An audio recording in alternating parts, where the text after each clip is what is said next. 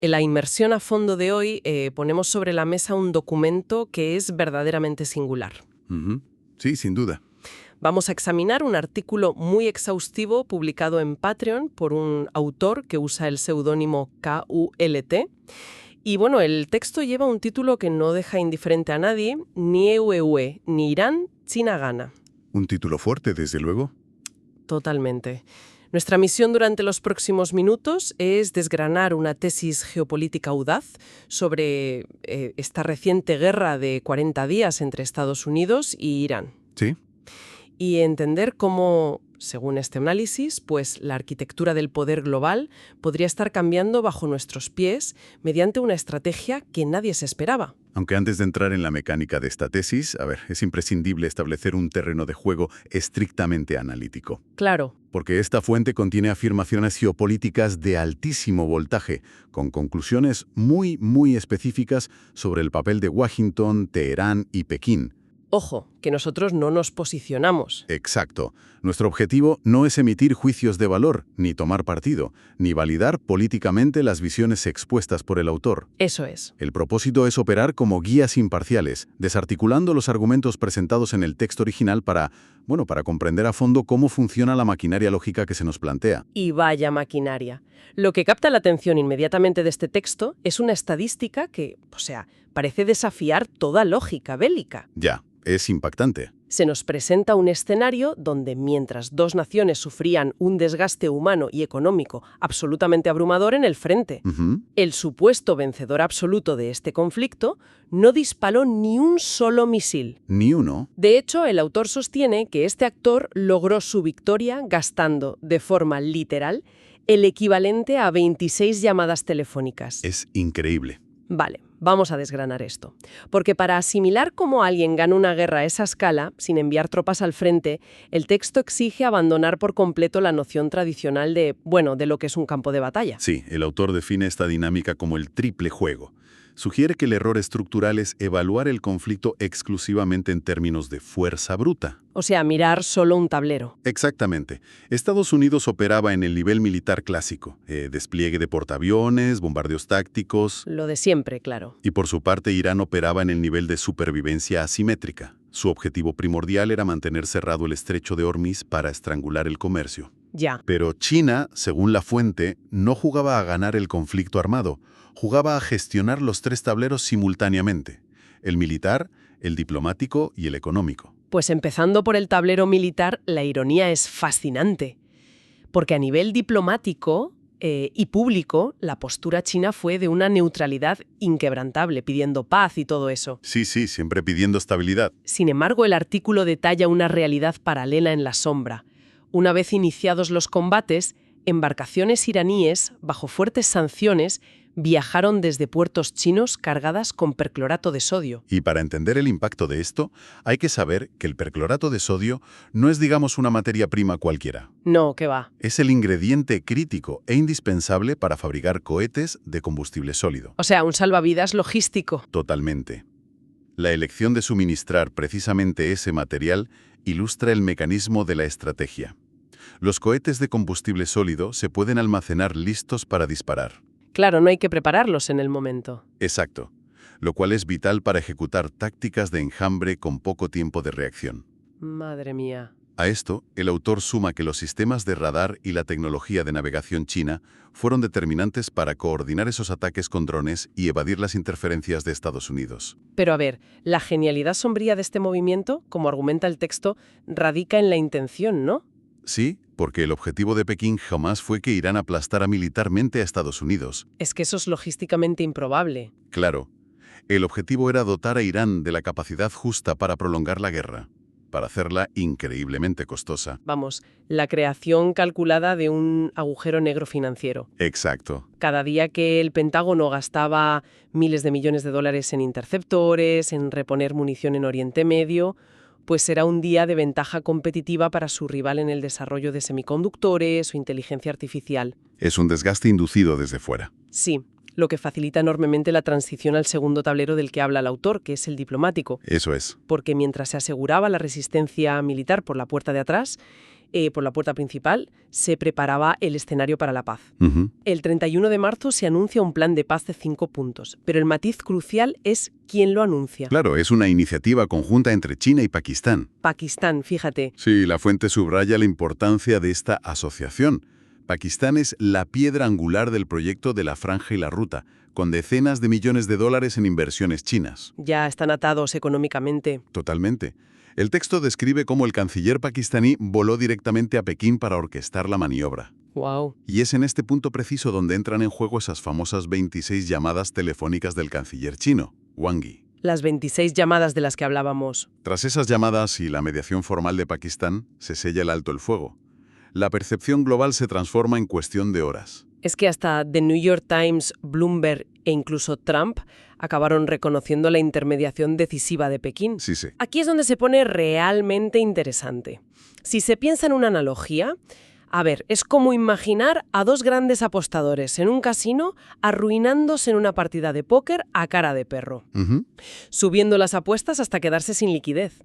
El actor que orquesta el triple juego no está sentado en la mesa sudando y perdiendo fichas. No, claro. Es el dueño del casino. Esa analogía captura perfectamente el tercer tablero. Reparte las cartas, les sirve bebidas para que sigan jugando y secretamente se queda con una pequeña pero constante comisión de cada mano. Exacto. El tablero económico, que es donde el dueño del casino cobra su gran comisión. La mecánica descrita en la fuente es de una precisión casi quirúrgica. Sí, China absorbe más del 90% del petróleo iraní. Al estallar la guerra y cerrarse el estrecho, el suministro global, se tambalea. lógico. Washington se vio obligado a relajar silenciosamente la presión sobre las sanciones petroleras. Porque si no, el crudo se habría disparado a niveles que habrían fulminado su propia economía interna, ¿verdad? Eso es. Y quien aprovechó esa ventana de relajación, según el artículo, fue precisamente Pekín, comprando volúmenes masivos de petróleo iraní con unos descuentos extraordinarios. Menudo negocio. Y el impacto de ese petróleo descontado es profundo. No es solo un ahorro en la factura energética. No. Significa que el coste de producción en las fábricas asiáticas se desploma, haciendo que sus exportaciones sean imbatibles en el mercado global. Mientras las empresas occidentales enfrentaban costes disparados con un barril asomándose a los $90. Es una asimetría competitiva creada por un conflicto ajeno. Es brillante. Y el autor de KULT señala que el verdadero triunfo reside en la ceguera institucional de las potencias tradicionales. Ujú. Los estamentos occidentales están súper compartimentados. El Pentágono solo mira los movimientos de tropas. El tablero militar. Eso. El Departamento de Estado se concentra en los comunicados y el tablero diplomático. Wall Street vigila el precio del barril. Y claro, al analizar los eventos de forma aislada, resulta casi imposible percibir que un solo director de orquesta está manipulando el ritmo de los tres instrumentos a la vez. Decidiendo cuándo acelerar el conflicto y cuándo, forzar la pausa. Pero claro, en política internacional, acumular influencia diplomática no sirve de mucho si no se sabe cómo monetizarla. Absolutamente. El análisis plantea que el cese de hostilidades no fue un acto altruista, fue una inversión con una fecha de cobro inminente. La visita de Trump a Pekín programada para mediados de mayo de este año 2026. Exacto. El contexto de esa cumbre de mayo es el núcleo del argumento sobre cómo se materializa el poder. El artículo expone que el alto al fuego salvó a la administración estadounidense de un desastre político histórico. Sí, la tensión estaba al límite. La orden de destruir infraestructuras civiles vitales en Irán, como plantas de generación eléctrica y puentes, estaba a horas de ejecutarse. Que fue una línea roja que hizo que el Papa León saliera a decir que era verdaderamente inaceptable. Sí. Desatando el pánico incluso entre los senadores del propio Partido Republicano. Y de repente, el salvavidas diplomático. Claro. Al proporcionar esa vía de escape a través de Pakistán se entregó una victoria narrativa perfecta. Los mercados rebotaron, la amenaza del colapso energético se mitigó. Y el líder estadounidense pudo presentarse como un estadista pacificador, no como el causante de una crisis humanitaria. Pero la tesis sostiene que en la cumbre de mayo, la factura por ese salvavidas se va a presentar sobre la mesa. Y el precio exigido será tangible. Relajación de los controles de exportación de semiconductores, marcha atrás en sanciones a conglomerados tecnológicos y reducciones arancelarias sustanciales. La genialidad de la maniobra, según Colt, es que el margen de negociación de Estados Unidos para negarse será inexistente. Ya. Occidente necesita desesperadamente que el flujo de crudo siga estable. Es la cristalización de dos modelos enfrentados. La estrategia del martillo frente a la estrategia de posicionamiento. Quien usa el martillo agota su energía con cada golpe y quien usa el posicionamiento, pues simplemente acomoda su estructura para absorber esa fuerza y usarla a su favor. Exacto. Aunque llegados a este punto, resulta necesario cuestionar la premisa del autor. ¿No se le está otorgando una omnipotencia casi mística a esta planificación? Bueno, es una duda razonable. O sea, viendo la volatilidad extrema de Oriente Medio, cabe preguntarse si realmente estamos ante unos titiriteros maestros o si simplemente tuvieron la inmensa fortuna de estar en el lugar adecuado para pescar en río revuelto. Puro oportunismo, dices. Claro, existe la posibilidad de que el análisis confunda suerte con genialidad estratégica. El documento aborda de frente esa misma duda y la desmonta recurriendo a la simetría de los datos empíricos. Atribuir esto a la suerte requiere ignorar la magnitud de las inversiones. De un lado, se dilapidaron decenas de miles de millones de dólares y se tensó la maquinaria militar al extremo. Todo para un alto el fuego de 2 semanas. Exacto, que ya muestra fisuras. Del otro lado, la inversión se limitó a una coordinación diplomática y 26 llamadas de teléfono. Ya ves. Cuando el diferencial entre el coste y el beneficio es tan gigantesco, el autor argumenta que la suerte queda descartada. Es un método validado empíricamente. El martillo siempre se acaba rompiendo, pero el posicionamiento perdura. Claro, y para cimentar que esto es un método calculado, el artículo nos invita a un ejercicio de memoria a gran escala, demostrando que este mismo patrón ha dictado los cambios de hegemonía a lo largo de los siglos. Así es. El primer paralelismo nos lleva al año 431 a.C., la Guerra del Peloponeso. Un clásico. Atenas, el gigante naval, y Esparta, la potencia terrestre, se enzarzan en un conflicto de casi 3 décadas. Se desangraron mutuamente. ¿Y el resultado? Que Macedonia, un reuno periférico que simplemente esperó su momento, acabó conquistando todo. Exacto. Si conectamos esto con el panorama general, la recurrencia del patrón resulta evidente. El salto histórico continúa hacia las guerras napoleónicas.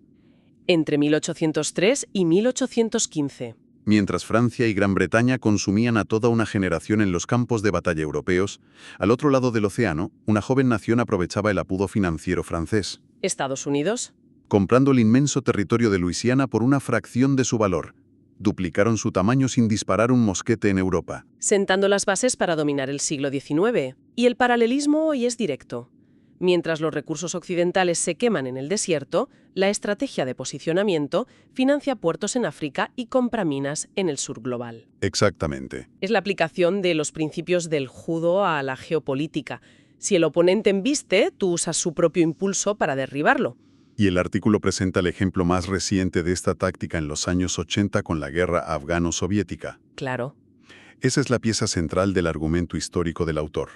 Washington no mandó soldados a combatir a los soviéticos. No usaron a Pakistán. Exacto. Usaron a Pakistán como base para armar a la resistencia local. El propósito era convertir a Afganistán en una herida abierta que desangró a la Unión Soviética durante una década. Y ahora el manual empleado en 2026 es una copia carbón. China usa a Pakistán para sostener a Irán y desgastar a Estados Unidos. Como dice la fuente, el alumno se ha convertido en el maestro. Tal cual. Sin embargo, en medio de esta disección fría de estrategias, hay que decir que el autor hace un alto en el camino. Sí, muy necesario. Porque analizar tableros geopolíticos puede hacer que se perciba el sufrimiento humano como una estadística. Pero fuera del papel, las consecuencias son viscerales. Totalmente. El texto destaca el impacto real. Infraestructuras destruidas en Líbano e Irán. El terror al reclutamiento en Estados Unidos. La angustia en el Golfo Pérsico por quedarse sin agua potable si atacaban las desalinizadoras. El autor insiste en que diseccionar esto no equivale a celebrarlo. Entender que tras la estrategia del martillo hay civiles atrapados es fundamental para prevenir futuras catástrofes. Totalmente de acuerdo. Bueno, una vez cimentado que este patrón histórico funciona, el artículo proyecta lo que viene. Traza una ruta con 4 predicciones concretas. Sí. La primera ya la vimos, las concesiones en la cumbre de mayo.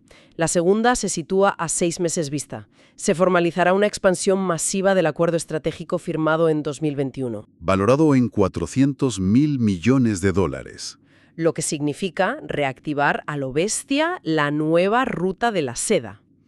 Y es la tercera predicción la que amenaza con generar el terremoto financiero más severo. Ojo a esto.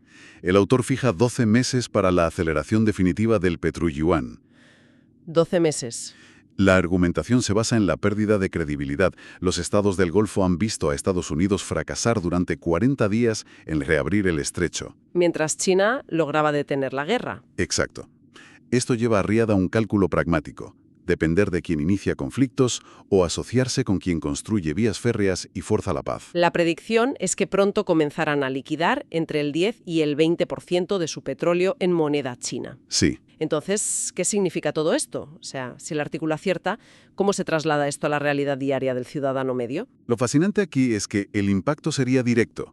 Durante décadas, la fortaleza del dólar se ha sostenido porque el mundo entero necesita dólares para comprar petróleo. El famoso petrodólar. Claro, si los productores aceptan yuanes, la demanda de dólares caerá. Y si una moneda pierde demanda, pierde valor. Y para quien nos escucha, una moneda devaluada significa que importar cualquier cosa se vuelve carísimo. La inflación se dispararía. El poder adquisitivo caería de forma abrupta en Occidente. Madre mía. Es una reacción en cadena. Y todo esto culmina en la cuarta predicción. En 5 años se consolidará un dominio absoluto en Oriente Medio. La región dejará de orbitar la influencia militar occidental. Para integrarse en una arquitectura impulsada por el comercio y la diplomacia. Y ojo a la advertencia del texto. Operar bases militares en una zona donde ya no controlas la economía no proyecta poder. Solo convierte a esas bases en objetivos estáticos carísimos. Toda esta secuencia, concluye la fuente, se basa en el arte de la guerra, de Santu. Escrito hace más de 2500 años. El axioma principal es que el pináculo de la estrategia no es ganar 100 batallas, sino someter al enemigo sin llegar a luchar. Es la sistematización de la paciencia, permitir que el adversario se agote solo. Es un análisis que, francamente, debería cambiar la forma en que leemos las noticias. Sí, porque las verdaderas transferencias de poder se filtran silenciosamente, mediante acuerdos de infraestructura o barriles de petróleo descontados. Y mediadores pacientes. Y llevando la lógica de Santu al límite, emerge una reflexión final un tanto paradójica. A ver. Si la estrategia de posicionamiento confía en que el rival caerá en la trampa de su propia agresividad, ¿qué sucedería ante una crisis futura si la superpotencia rival decide simplemente negarse a luchar? ¡Wow! Si la victoria paciente depende del desgaste autoinfligido, se desmorona la estrategia si el oponente decide no dar el golpe esperado. Pues es una incógnita formidable para dejar resonando, especialmente pensando que decenas de miles de millones evaporados se neutralizaron por el valor de 26 simples llamadas de teléfono. Así es. Es la demostración de que a veces las guerras más letales se ganan sin que la mayoría se dé cuenta de que han empezado. Queda la invitación a seguir cuestionando estos engranajes invisibles. Hasta la próxima Inmersión a Fondo.